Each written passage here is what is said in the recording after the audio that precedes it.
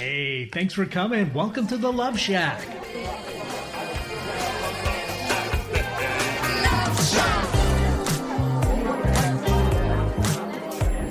Hey, welcome to the Love Shack. It's a little old place where we get together, explore fresh perspectives, and eavesdrop on juicy conversations and uncover the mysteries that nobody talks about but absolutely influences our relationships. If you are struggling with your special someone, this show is dedicated to helping couples rescue their relationships. I'm Stacey Bartley, and I am here with my lover and co-host Tom.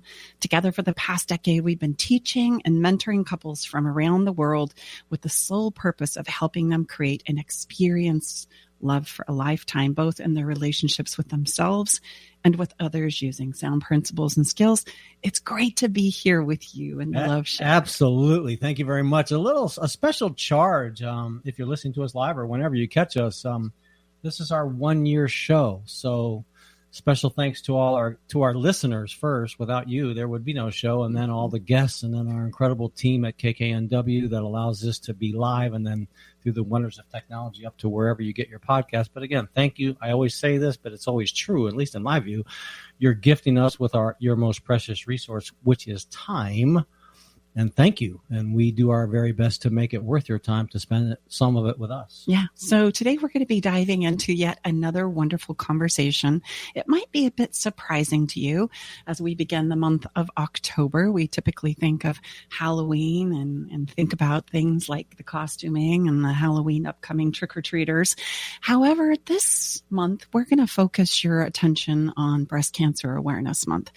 Now, cancer is something that I think is always very close to us. It's not very far, typically in our families, where we know somebody that we love and that we care about that's either struggling with it personally, or that we have a family member, a loved one that has struggled with it. Now, I'm getting emotional because Tom and I just came back from an end-of-life celebration with a dear, dear friend who lost his life to leukemia. Tom and I also have fathers that died in 1970 from cancer.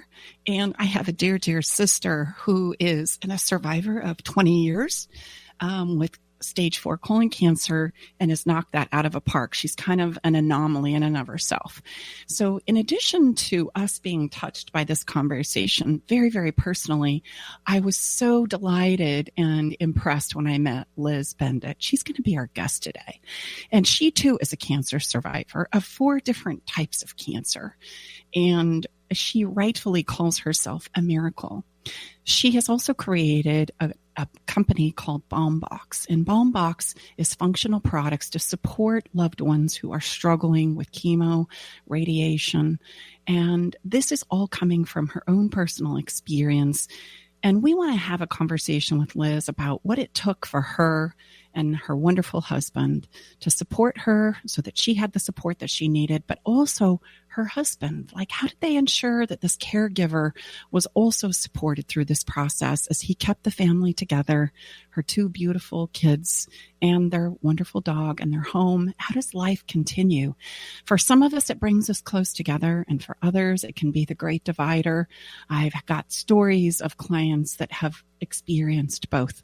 So our conversation and our focus today is going to be on how do we set it up for the greatest success possible, supporting all those dear ones that we love who might be in the throes of struggling today. So regardless of whether you're actually challenged with cancer in your own life or supporting somebody who is going through it, or you have some other terminal illness or illness in your family that is causing struggle there, I know that you're going to find something from our conversation today with Liz.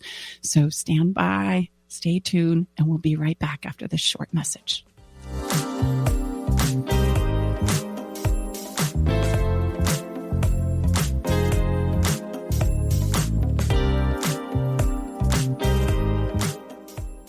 Hi, this is Liz. I launched thebombbox.com after surviving 4 cancers over 8 years. You heard that right, 4 cancers, 8 years. I'm really good at getting cancer. I was especially miserable during breast cancer radiation treatment. I needed tools to help me with the gruesome side effects not covered by prescription meds. Online searches resulted in loads of bright pink sassy t-shirts and tote bags. I wanted ice packs and lotion, not pink stuff. So I launched thebombbox.com last fall, featuring self-care and gift packages for cancer patients, and the business is exploding. We've been covered in USA Today, NBC, and Yahoo News.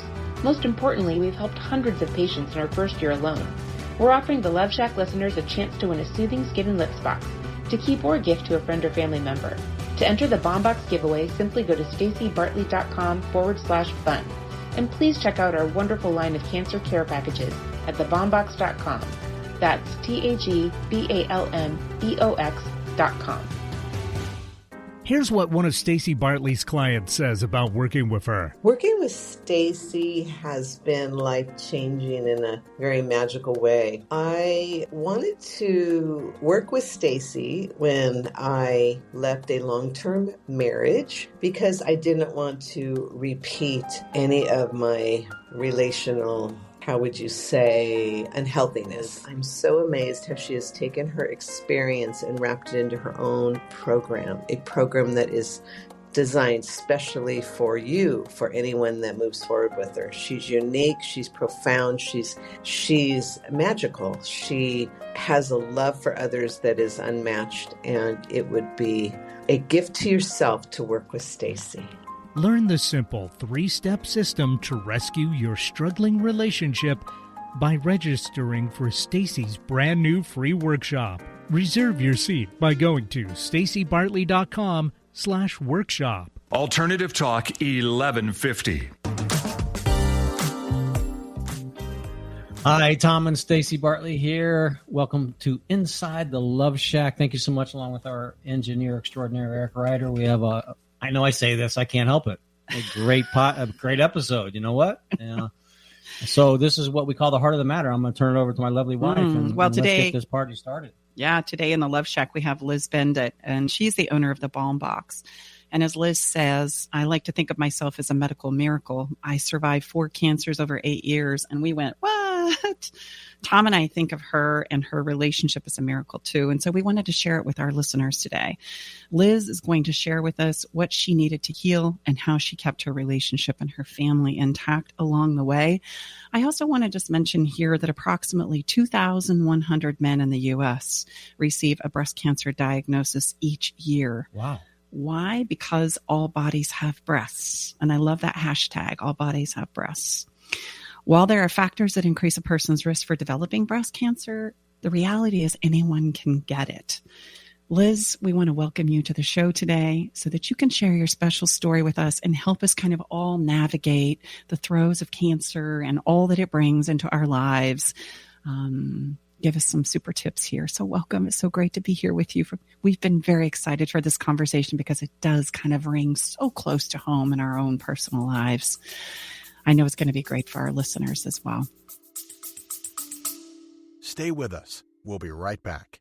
Navigating the silent, complex moments of separation or your partner's need for space can feel like walking through a maze without a map. If this sounds familiar, know that you are not alone. This journey, filled with uncertainties and introspection, requires a gentle, understanding guide. Hey, I'm Brooke from Love Shack Live. We see you, and more importantly, we get it. That's why we created the Separation Support Bundle. A collection of resources designed to not just guide you through separation, but to offer comfort and clarity during these times. Our separation guide offers insights and support to help make sense of your emotions and the process of separation. And for those moments when words escape you, our guide on 10 texts to send when navigating space provides thoughtful prompts to help communicate with compassion. Plus, a soothing separation meditation to help ease the overwhelming moments. Because sometimes all we need is a starting point, or a way to start feeling okay again. Remember, you don't have to journey through these complexities of separation alone. Our Separation Support Bundle is here to accompany you, guiding you towards healing, understanding, and most importantly, the renewed sense of self. Visit stacybartley.com/bundle today to access your free separation support bundle. At Love Shack Live, we're all about exploring the real stuff that relationships bring, the good and the challenging. So let's tackle this together, because even in the hardest times, there's hope, growth, and yes, even love to be found. Well, thank you for having me. I'm not sure that I'm like the go-to expert on cancer, but I have had a lot of experience, so we can go with that. Well, I think that that's the key, right? It's one thing to talk about cancer from a medical perspective. It's one thing to talk about it from a hypothesis distance as a family member. And it's a whole nother to actually have experienced and lived through it. So I would say, Liz, that there's probably no better person to speak about it. And how often do you find somebody who's been through 4 different types of cancer and survived all of them and done it all within less than a decade? That's pretty remarkable. It's rare. I'd love to know the data on this. I'm a total statistics junkie, so at some point I'm going to have to figure out like what are the odds that I'd be in this weird position. But yes, I have lots and lots of experience being a cancer patient, so I can for sure shed light on, where I think there's opportunity, both to be a good caregiver of yourself, right? And then how to be a good caregiver of, your relationships. I think those are things that I've done a lot. So let's talk about your story first, and then we'll get to those wonderful super tips. Share with us, if you would, just a little brief experience. Take us a trip down memory lane, so that we can take that journey. I'll do the Reader's Digest, right, version of 8 years of drama. Let's see. So my very first cancer was melanoma skin cancer. And it was, I was at this swimming pool with my family and my mom. And I only say that because my son at the time was 1 year old. He was a little baby. He had completely tuckered out and he had fallen asleep on my chest. You know how those babies do that. And it was, I was very aware that this was sort of the end of the babiness. And I was letting him sleep on my body, like under the umbrella at the pool. And I only say that because I was in a bathing suit and I was kind of in a weird configuration. And so my mom was like kind of face to face with my upper thigh. And she's like, you have a mole there. And I just don't like the look of it. And she just kept nagging me about this mole. And I was like, whatever, I'm busy. Like I got a baby on me, leave me alone. Right. And she did not let it go. Like it was like maybe for 2 weeks, she would send me emails and text messages until finally she's like, here's the name and number of my dermatologist. You really need to go get it checked out. Like she was really aggressive. Like she clearly had seen something there that she didn't like. And so I finally, rolled my eyes and made that appointment. And I went to go see the dermatologist. And lo and behold, it was melanoma. And it was crazy. Like I had my dermatologist appointment on like a Thursday or Friday before a holiday weekend. They biopsied the spot in the office, which is like a kind of no big deal thing when it's dermatology. They just kind of like nip, they take a little chunk of skin. I mean, it doesn't feel good, but it's not like crazy painful. Slap a Band-Aid on it. And then on that following, I think it was Tuesday morning, I was driving to work and the dermatologist called to say, hey, you need to stop everything you're doing. And we're going to make an appointment for you to have a surgery. And that surgical consultation is going to be before the end of the week. So we'd really like you to have surgery before Friday. Wow. And it was a Tuesday. And it was just super crazy. Like I was an executive at a commercial finance company. I had stuff going on, right? Like, and so all of a sudden to just stop everything with no planning, having to kind of like download projects and whatnot to people. It was just this like crazy monster busy time. Like the other fun story about this was, my mom who had nagged and nagged and nagged, the first person I called my husband, then I called my mom to say, you're not going to believe this. You were right. And she was on she was on an airplane. She, at the time, my dad had been doing this like long-term consulting gig out in Asia, and she was meeting him in China for a week, and she hadn't seen him in over a month. Like she was really excited about this trip. And so I call her, she's like on the plane, like they're about to pull away from the gate. And this is after 9/11. I have no idea how she got herself off that plane, but she did. Wow. For another day, right? And so she got off the plane and she was there with my husband for all of the the pre-op appointments and whatnot. So it was really helpful to have multiple ears, right, when you're hearing all this stuff and it's so rushed. Gosh, Liz, how incredible for you to have such incredible support like that your mom is here taking off for the trip of a lifetime and she decides that she's going to stay and actually fly the other direction to support you. And that's got to be key to your healing, I would think. Oh my gosh. I can't, you're getting choked up thinking about your friend and I get choked up thinking about the level of support that I get from my mother. She's amazing. And I think back to that first cancer diagnosis, that 2-week period was very stressful because the melanoma is a very, very fast moving cancer. And so what they tell you is if you catch it before it spreads, no big deal, just wear more sunscreen.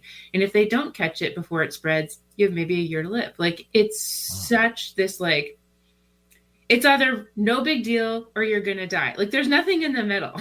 There's no various stages. Like it's just kind of one or the other. And so, and here I am, I have a 3-year-old and a 1-year-old at home. I have, busy career and life. And it was a lot to take on. And I think that the rush of that in some ways was a gift, right? Because there's just so much life logistics that you have to work out, especially when you're a working parent, childcare and dinners and carpools and, all that stuff has to you got to work all that stuff out. And then, and I was still working full time. So I was trying to figure out, projects and all the stuff that you do at work. And so I had my consultations and the surgery was Friday morning. Then we had to wait over the weekend to get the biopsy result or the cultures back to find out whether or not it had spread. And that weekend, my mom was just around all weekend. And I think that it was, and again, the gift was, I got a 1 and 3-year-old. They don't know what's going on, right? Like they need snacks and diapers and naps and trips to the park. And I think all of those things were really helpful to me in terms of just staying busy and keeping your mind occupied. But we got the call on Monday, the cancer hadn't spread, just, wear a hat, wear more sunscreen. It's all good. So, that was all good. And You're causing me to remember. I'm just going to throw in a memory here, if I may, because I think it's an important piece for us to focus on, and sometimes we lose sight of it when we're in the throes of getting the news of making sure that the kids have snacks and diapers changed and those types of things.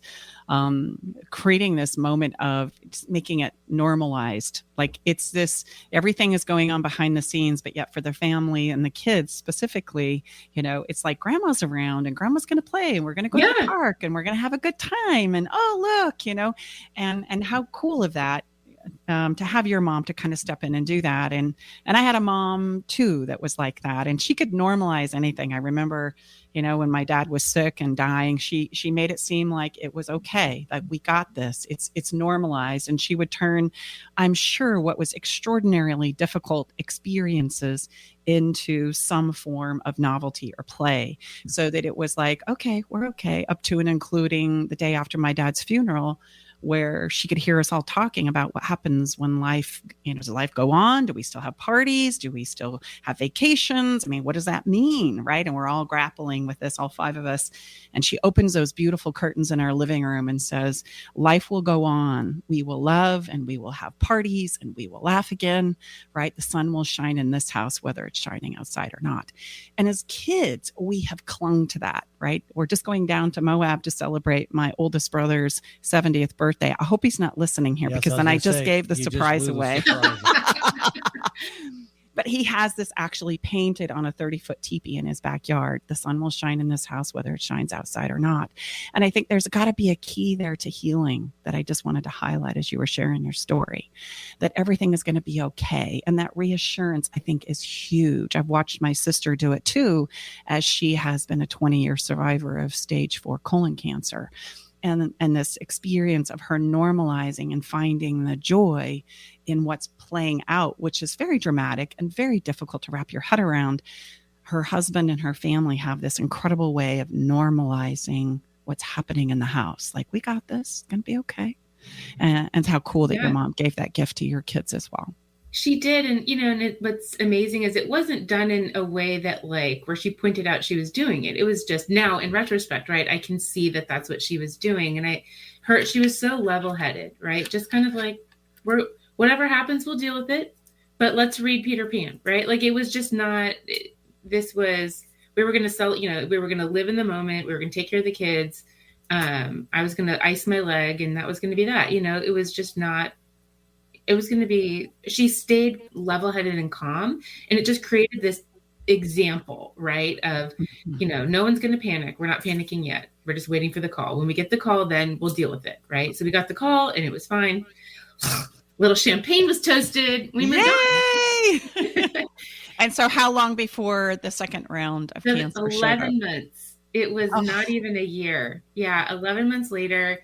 It was just completely random. I had I think it was my very first mammogram because my mom was a breast cancer survivor, which is a story for another day. And so I was supposed to start getting my mammograms earlier at age 35. I was pregnant at that time, 'cause remember the little baby. So I finally got around to getting that mammogram, and it came back with like something questionable. So I went back to the surgeon's office to get a biopsy. And as part of the pre-op, they start feeling you up, right? You got your hands all up in your boobs. And then her hands started climbing up to my neck. And she's like, she found some kind of lump in my neck and she didn't like the feel of that. And I was like, what are you doing? Like, my boobs are down here. Like, what's going on? And so I got 2 biopsies that week, which was super fun. I got the neck biopsy and the breast biopsy, and it turns out that the breast biopsy at the time was nothing. It was just, schmegma in the boob. I don't know. But the neck biopsy was thyroid cancer. Mm-hmm. And so at the time I thought, okay, I need to stop everything. It's surgery Thursday or Friday, right? Like this whole kind of this turnaround. And thyroid cancer is one of the slowest moving cancers. It's super common. They're like, well, first you have to do this pre-op, and then you have to do these labs, and first you have to meet with this kind of doctor, blah, blah, blah, blah. And so maybe in 2 months we'll do the surgery. And it just made me crazy, like this idea that I would walk around with cancer for 2 months. But it turns out that was actually kind of, now in retrospect, again, like it was great, right? I had time to plan. I could pick the date. I could adjust it around, when various kind of work and personal obligations would make more sense. There was just all this flexibility that I had in terms of scheduling. Didn't have to schedule it around when I scheduled when both my parents would be in town. My mom would, like all these things. So it was actually really nice. I could figure it all out. And so here we thought, okay, this is like a really common procedure. I had done all the labs, all the pre-ops, went in, and they released me from the hospital. My lips were still a little bit numb, but they said that's totally normal. And then as I got home, all of a sudden my hands went numb completely and my face started going numb. And so we called the doctor and we're like, is this normal? And they're like, well, take some Tums and call me in 20 minutes. So, because Tums have a lot of activated calcium in them. Took some Tums, called back and said, not feeling good. Starting to feel like I can't move my lips. They're like, okay, we'll meet you in the ER. And it turns out that I was going into what's called hypocalcemic shock, which can happen to 2% of patients. It's super, super uncommon. And what that meant is that even though I had the thyroid surgery, that removes your thyroid gland, there are glands next to the thyroid called the parathyroid glands. And when you have your thyroid removed, they can sometimes either get nicked by the surgeon. That didn't happen to me. They just, I don't know, they were just breathed on wrong, right? Like there was just something in there that they didn't like. And so my parathyroid hormone parathyroid stopped working. And so I needed an alternative to that. And because it's so rare, there's not like a standard synthetic parathyroid hormone. It's just, there's kind of secondary things that doctors do to kind of solve for it, which is a long way of saying I was in the hospital for 2 weeks while they tried to figure out the drug cocktail that would keep me off of IV calcium. Wow. And that was traumatic, right? That was really, really hard. I missed my kids. All of a sudden, here we thought we were planning, we knew what surgery was going to be. And all of a sudden now mom's in the hospital and there's just, all of a sudden the balls are dropping everywhere. And so I eventually, over 2 weeks, they figured out a drug combination. Another month or so later. So I was home after 2 weeks. I think that I was out of work, gone from my office almost a month. And then kind of tried to get back to normal. And it was maybe a year where I just never felt well. I was constantly exhausted. And I was complaining to one of my doctors, like, I don't think this is not right. Like, I wasn't this tired when my babies were infants and not sleeping through the night. Like, something is wrong. And he said to me, nah, you're a working mom. Working moms are always tired. And Stacy, that was my reaction exactly. Like, she's shaking her head like, are you kidding me? Like, yeah. And I was like, okay. So, and in the moment, I just kind of nodded and got really quiet, and then did not make a follow-up appointment, found a different endocrinologist, right, who was a good listener, and we tried some different drug combinations, and lo and behold, I got my energy back. So, that was, again, a great learning that you have to advocate for yourself, right? That you have to really kind of pay attention to how you're feeling. And even if it's rare, I mean, again, these are things that happen to 2% of people here, 2%, you know what I mean? It's just so uncommon. And yet if it's happening to me, then I need to deal with it. So I think that those were all very good learnings, right? Advocate for yourself, right? There's only so much you can plan around. Let people help you, right? So those were the first 2 cancers. And then you fast forward, it was almost 5 years later that I had my 3rd cancer. And that was much less serious because it was basal cell carcinoma on my nose. And so it was just one of my regular dermatology appointments. They kind of do the whole, you stand there naked and they look at every inch of your skin. It's so comfortable. And Liz, if I could, I think you've mentioned a couple of things that I just want to circle back and highlight here as we're moving forward. I love what you said about advocating. Sometimes when we feel like, especially in a medical kind of context, that everybody knows more than you do. And although that may be true from a learning perspective, nobody knows your body and the sensations and experiences in your body better than you do.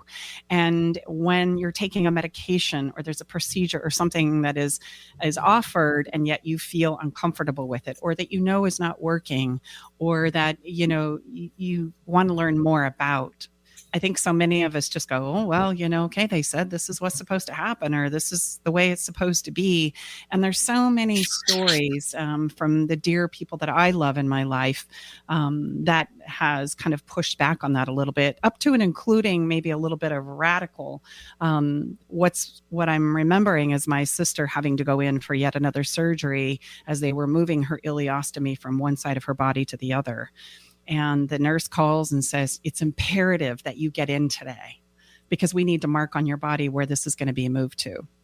And my sister had this incredible way, like I had mentioned earlier, of turning everything into some kind of an experience. Like she had this way of creating a novel moment out of this incredibly difficult experience where she goes in for surgery. She always gets herself a new pair of pajamas, a special cup for her water. She always gets her nails done, her lashes done. And she always has these cute little pair of flip-flops like she's going on vacation. And she always imagines herself laying in a bed, sitting on the beach with the sun beaming down on her. So like she's mentally trying to get herself to vacation when she goes into these surgeries. And she's had many of them. And she said to the nurse with respect, but very firm, I'll tell you what's imperative. I need to go and take care of myself right now. And I'm sure you'll figure out where to put it. And they did. And she didn't show up for that because she felt like she knew what she needed in order to get herself mentally and emotionally prepared for what was coming in the aftermath, right? And I think it's really important for us when we're advocating for ourselves to pay attention to that. There's nobody who knows you better than you do. Right? No, I totally agree. And the other element, and I'm going to tread on some kind of dangerous waters here, but I do believe that when we work with our medical, and when you work with a doctor, the tools they have available to them are prescription drugs, right? And surgery, like that those are their go-tos. And there are other ways to help yourself outside of those things. So I'm not suggesting in any way, shape, or form that it's either or, it's and, right? Love that. That was the other thing. Like I had met with I had gained a lot of weight as a result of that surgery. I had no energy. I was feeling really crummy. And so I went to go meet with a nutritionist who put me on a gluten-free diet. And the combination of the gluten-free diet plus kind of an adjustment of my Synthroid and other medicines that I was on was huge. And it's impossible to know which combination, right? Like, I don't know if one or the other would have solved it, but gosh, it was really nice to also kind of take some control myself and try to figure it out. And so that I could feel better, have more energy, drop the weight. Like all of those are things that then made me feel more in control and better. So I think that that's the other element too. And I see this because I follow a lot of, many elements of the cancer community. I think especially the older women, I see them feel very fatalistic, right? Like, well, this happened to me and the doctor says I have to do this and it sounds really miserable, but I'm going to do it. And I'm like, well, ask,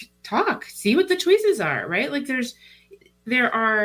medicine is as much art as science. There are choices and there are pluses and minuses to both. And, as long as you're willing to be a little bit of a pincushion, which I recommend, try, see what works, because what might work for one person, right, might not for the other. So I love that your sister has an attitude of, I'm going to get my nails done. I'm going to have some nice, comfy pajamas. I'm going to, everything is going to be good so that when I walk in, I'm in the right mental space.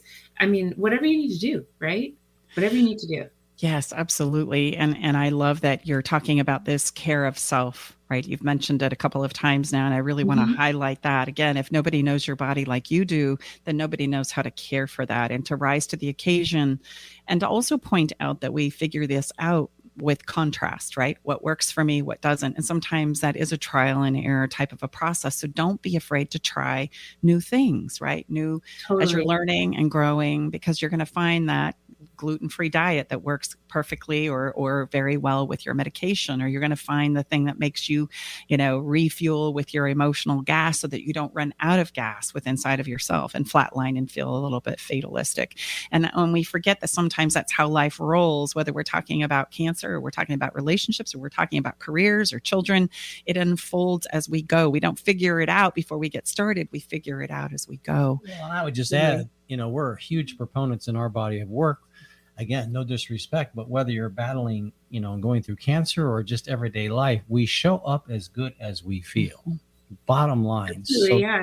I mean, I salute you, Liz, to know that you'd have the intuition to know, especially when you're navigating. But for our everyday lives, we show up as good as we feel, and that's huge, and it's totally. It takes extra consideration and mindset and preparation to feel good, especially when you're navigating. So please share with us. God love you. Okay, how about number 4? So number 3, here's what I'll say about number 3 really quick, because I do think, again, it was a huge part of kind of what got me through 4 is that, so they had this little nudge on my nose and it wasn't life-threatening, but it had to be removed. And you can't really see in this video, good lighting, but I'm very freckled. And so normally what they would do is they would kind of take a chunk of skin from the nose, replace it with a chunk of skin from your neck and put it on your nose. Well, I would look like Rudolph the Red-Nosed. I mean, I would look like I have a patch right on my face because the freckle pattern would not match. And so and if I may, for our podcast listeners right now, I am looking at Liz and she is absolutely stunningly gorgeous. She has very, very beautiful skin and beautiful red hair, which I happen to be a proponent of. She is absolutely gorgeous, and you would never know that anything had happened to her nose. Because this is why. So when I went to, so they bounced me over to plastics because that's who would have to do the surgery. And the plastic surgeon said, okay, well, the standard of care is that we're going to start here and you're up here. But that's it. So we're going to start here and we're going to create a cut that goes all the way down from the inner part of your eye all the way down to your chin. And then we're going to use that to kind of use that skin to cover your nose. And I was like, wow, so I'm going to be like totally Scarface, like from my eye to my chin. They go, yes. I was like, is there another option? He goes, no.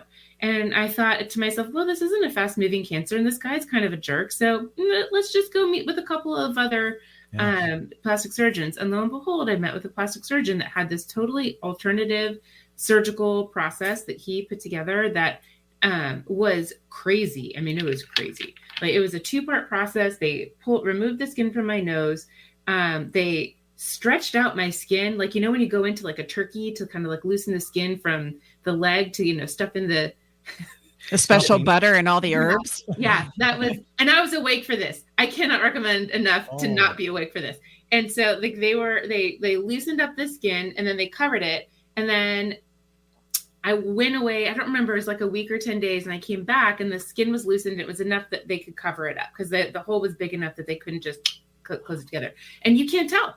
Like, you really can't tell. Like, you cannot see the scar. And so here's the piece that I will say. This was a far more invasive surgery. This surgery was totally miserable to go through. It was crazy. However, I chose it, right? And I knew that I chose it because I didn't want to be disfigured. Mm-hmm. And so that's what got me through, right? Like, I made the choice. I found the doctor, this is how I was going to do it.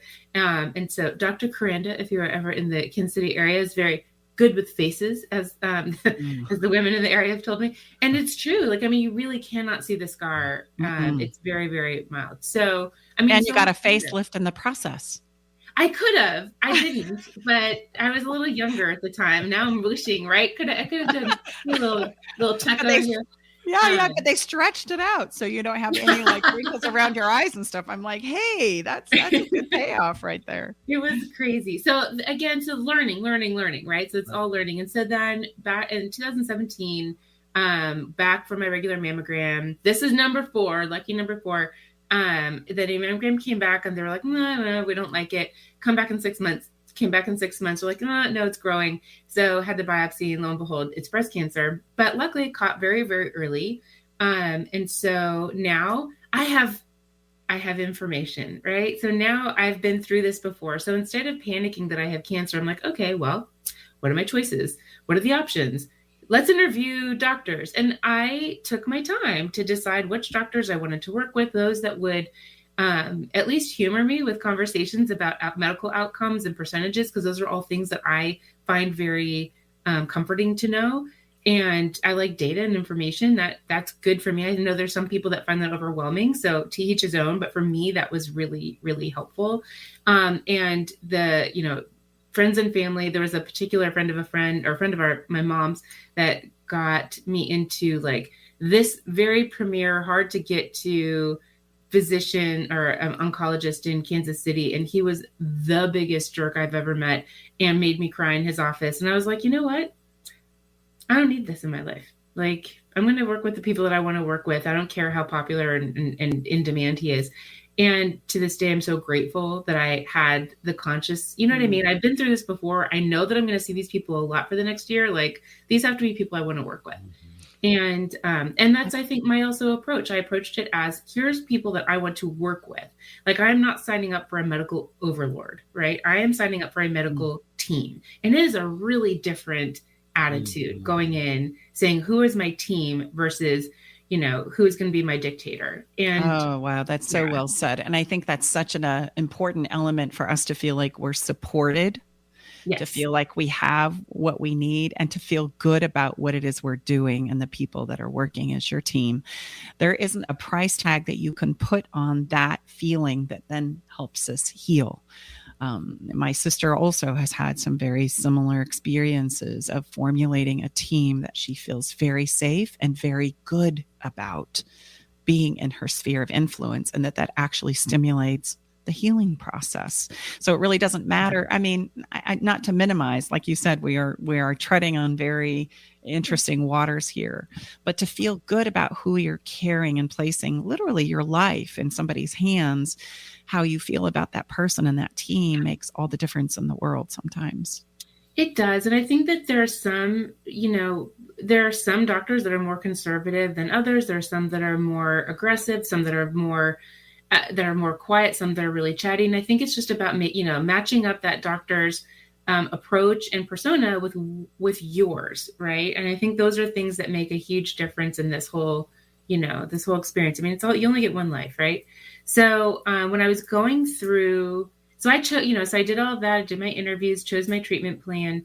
When I was going through radiation treatment, everyone kept saying, "Oh, you're a runner. You're so healthy. You're so young." It was really nice to hear how young I was. And in my 40s, I super enjoyed that. You're so young. You're going to be fine. It's going to be no big deal. So I made all of my appointments for 7:45 in the morning. The only thing I was planning on not doing was taking my kids to school in the morning. And my husband took care of that, the grade school drop off. And everything else was supposed to just be kind of normal. And I would get into the office by 8:30 or 9 o'clock. And that was going to be that. And I was just not prepared. I was not prepared for how badly I would burn, how crappy I would be feeling, how completely exhausted I was. Like, it was just, I was not prepared because everyone kept telling me how young and healthy I was. So here's just kind of way of pointing out, like, you can be a marathon runner and still have a terrible time with radiation. Like, it's not nothing. And so I was scrambling, I was just constantly scrambling. I was like, where's the aluminum-free deodorant that actually prevents sweat stains? That's not just baking soda in your armpits, like, where's the ice pack that won't melt through your clothes and leave these big old wet spots. Cause I'm still was a marketing executive at that time at a construction company. Like I was all these engineer dudes. Like I didn't want them seeing ice packs sweating through my blouse. Like that was really embarrassing. So just all this stuff that you need that's non-prescription. And there wasn't like radiationrelief.com, like that didn't exist. And I kept thinking there has to be a better way. This is crazy. Like you need all these things. The only thing they're giving me is Eucerin. Eucerin is like basically Vaseline. It just, nothing was working that they were providing. And I had to kind of fend for myself. And I was just so completely blown away and unprepared. And I kept thinking there has to be a better way. So that was 2017. I muscled through it, got to the end of treatment. And then I spent 3 years really thinking about why is it so bad and how could it be better? And I started developing a business plan because that's what I do. And I developed a plan. It started as radiationrelief.com. And then I kept thinking, you know what? That's too small because this problem exists for when you go through surgery, and this problem exists when you go through chemo, and this problem exists for everything. And so I made it bigger in my head and on paper. And we launched the Bomb. And so then the beauty of the pandemic for me is that all of a sudden, this really crazy busy life of running around every night for, soccer games and volleyball games and cello concerts and, Cub Scout and all this stuff, all of a sudden that grinds to a halt.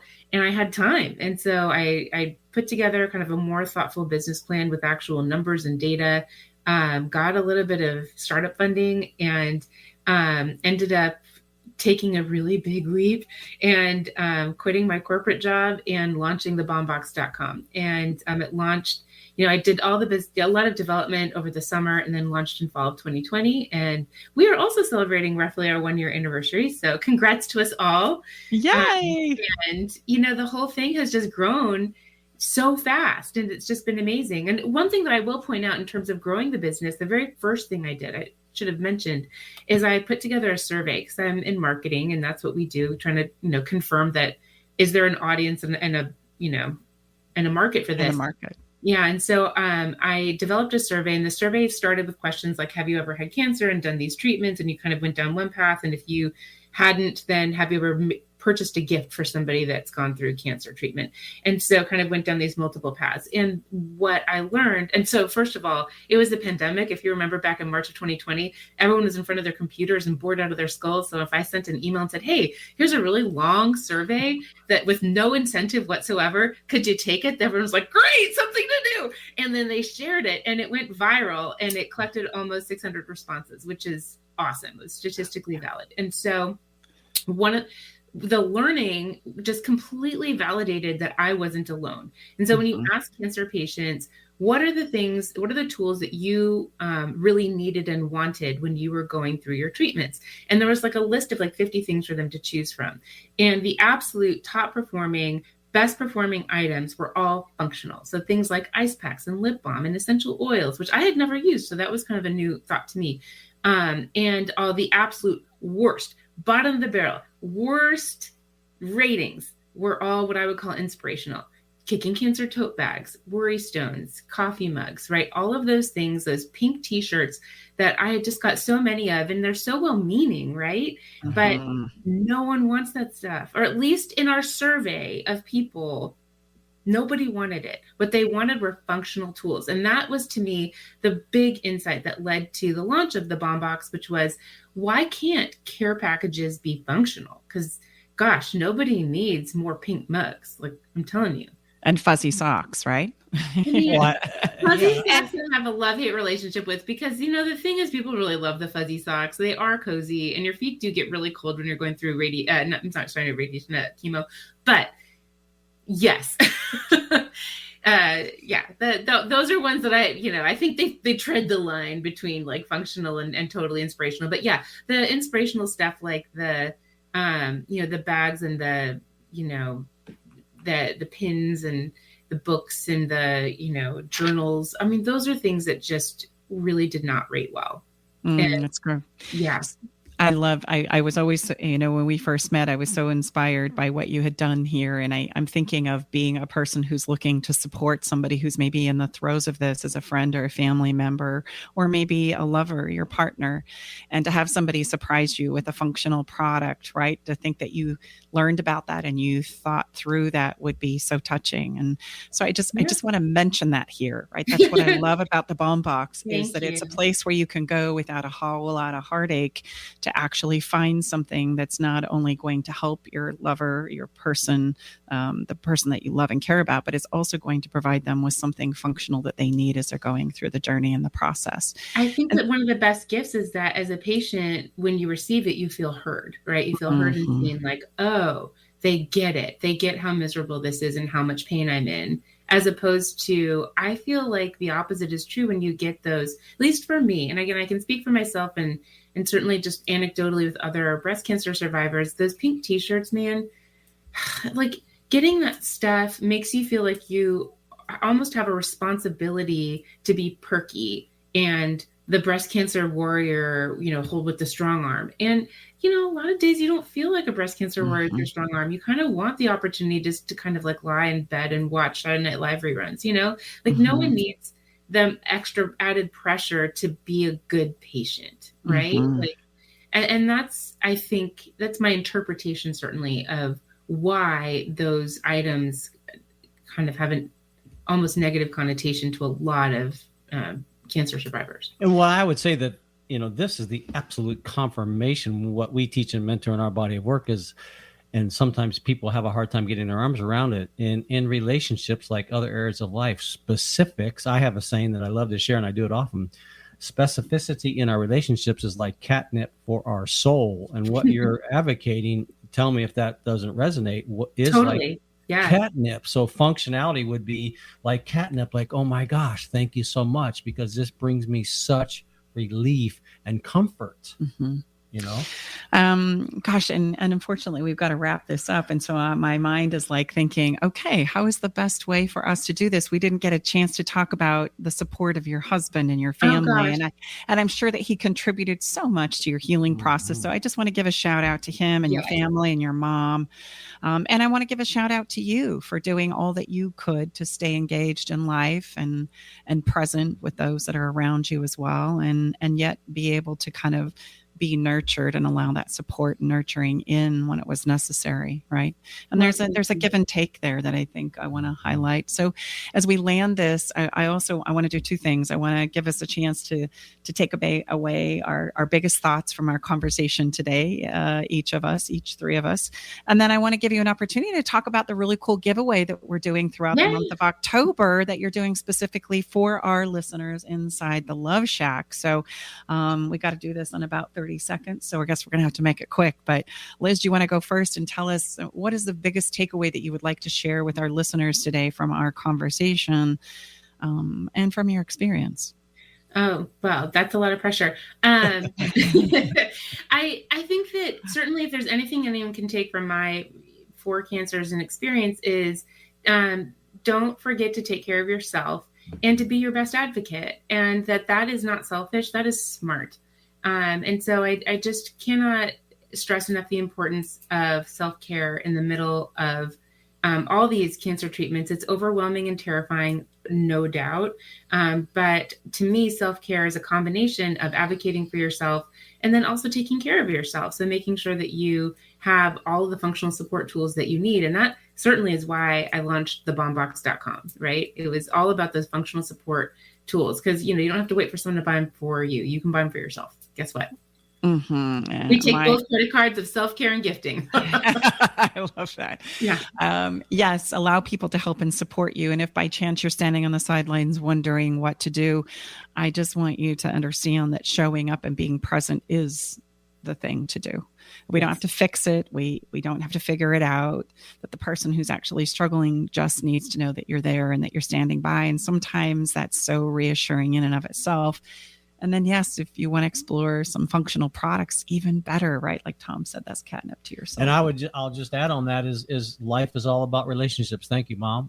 That's what she raised me with. And when you're going through what Liz has gone through, your medical team is an unbelievably important relationship, just like your spouse and like your partner. So like Liz had the wisdom and the insight to create a team that she felt good and supported and resonated with. So you have that option, because guess what? You're hiring these people, not the other way around. Love that. True. That's so Yeah. good. That's so good. All right. And so tell us really quickly about the giveaway. Yeah, so we're giving away a soothing skin and lips box. And so the beauty of this box is that it includes some really beautiful bespoke items that are like some lavender and almond calendula and some really great lotions. And don't get me wrong, these are meant for people going through treatment. However, they're all kind of really great to have for yourself anyway. So there's no one says that you have to be going through cancer treatment to enjoy some lavender essential oil. So you can either give them away or you can keep them for yourself. And you enter, I don't know, you tell them how to enter, Stacey. Yeah, how you enter to get on that is you got to get on our fun list. And we have the whole month of October in order to make that happen. We're going to be giving this box away the first week of November. So as we honor and cheer on those who are supporting somebody who's struggling with cancer, breast cancer, for Breast Cancer Awareness Month, or maybe you're the one that's needing the self-care yourself, you have a whole month to get on that fun list. And that's at staceybartley.com/fun.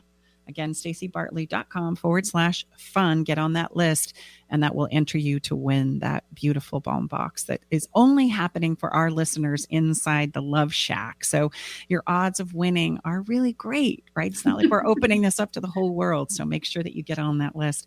Liz, thank you so much for taking the time to spend with us today inside the Love Shack and for sharing your story with us.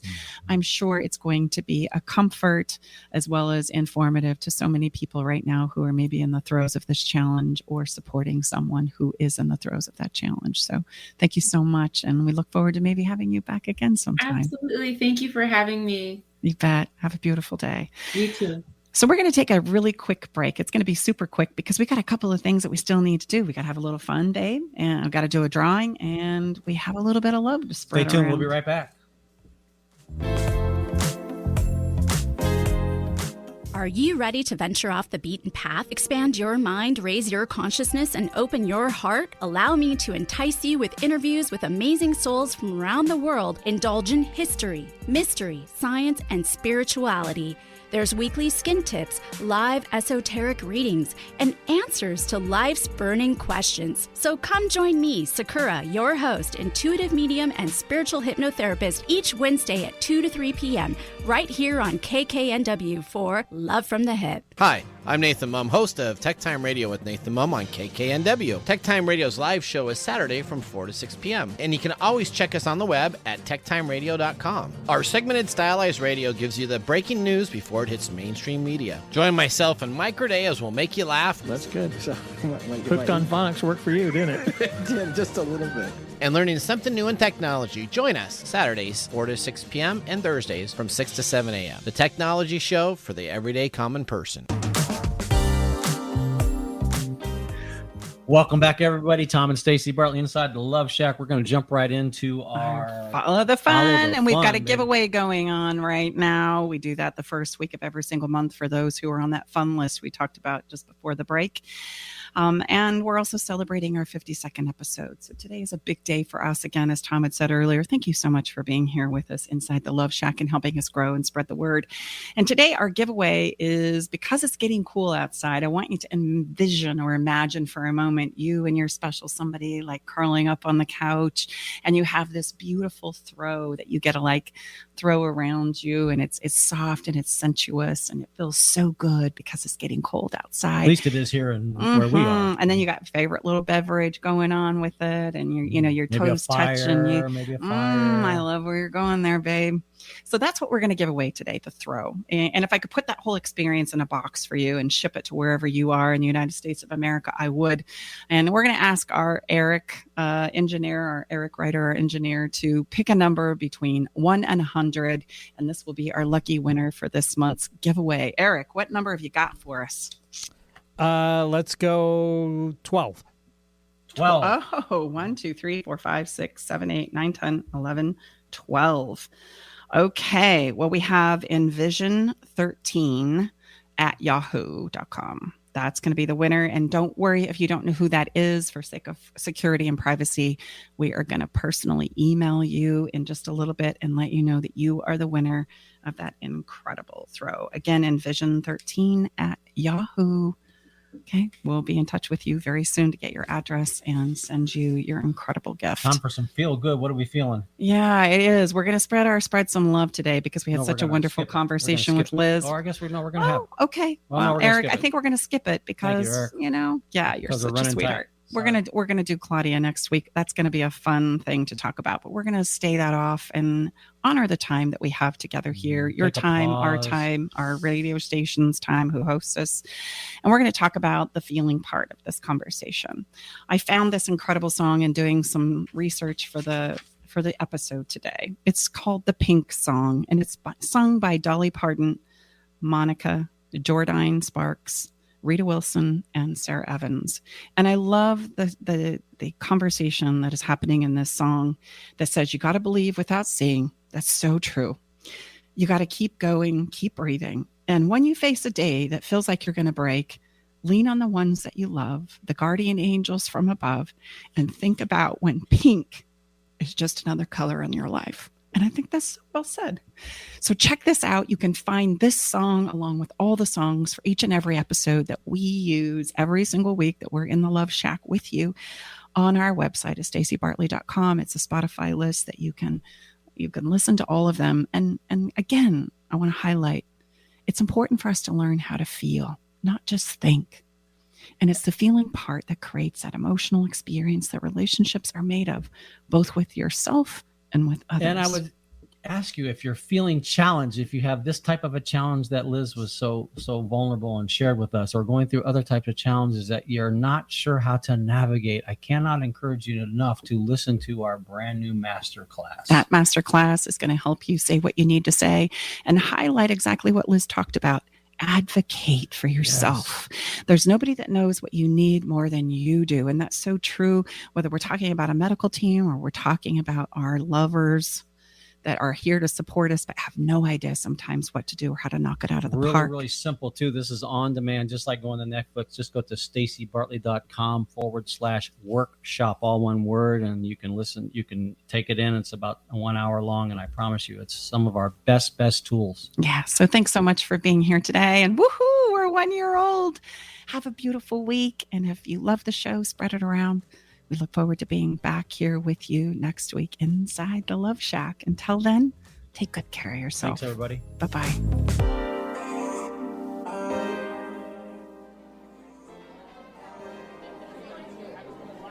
Thanks for joining us today in the Love Shack.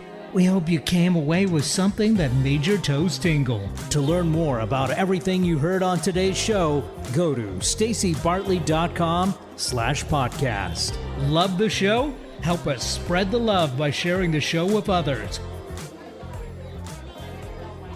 Okay, everybody, time to go.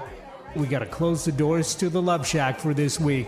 You don't have to go home, but you can't stay here. Come back next week, though, and join us for another edition of Love Shack Live with Tom and Stacy Bartley.